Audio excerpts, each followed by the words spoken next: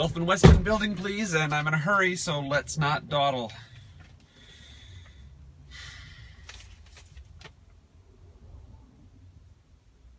Ah, shit.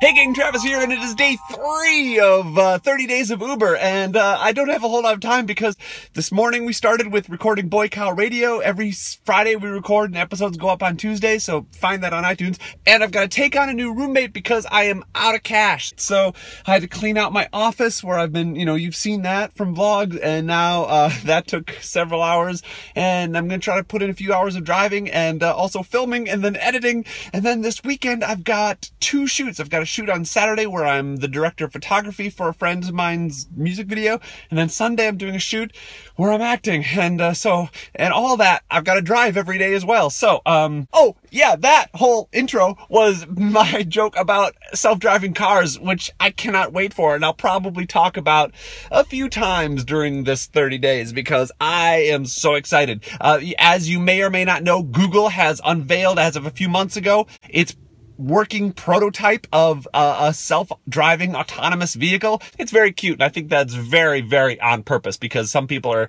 a little bit trepidatious about the whole self-driving, robots driving you around thing. And so to put a friendly face on the car actually helps it be more appealing. So I think, way to go, Google. Several other car companies have announced it. Uber has announced that it is very intensely for the self-driving car future that we are headed for inevitably. And weirdly enough, Lyft, after they said that, I guess drivers were upset, which, understandably so, because it means that eventually this job won't exist. And so the Lyft CEO said, no, we don't think self-driving cars are the future, which is a really dumb thing to say, because it is.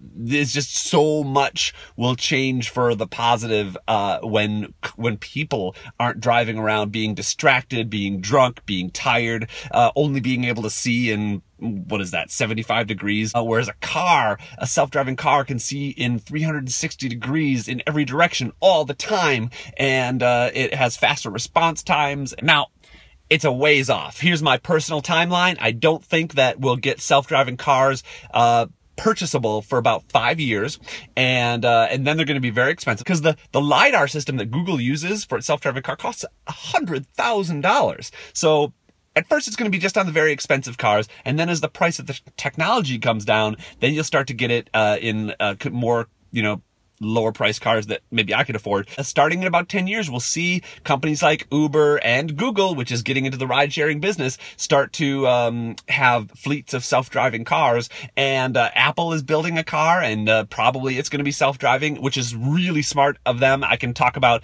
why it's smart for Apple to make a car on another episode. And I mean, people will still own cars for many decades, but I think eventually, and I'm thinking about, my personal timeline goes to about 50 years, but in 50 years, autonomous vehicles will be ubiquitous, and we'll be kind of coming out of this car ownership culture. And then 50 years is when we really start to see the advent of flying cars.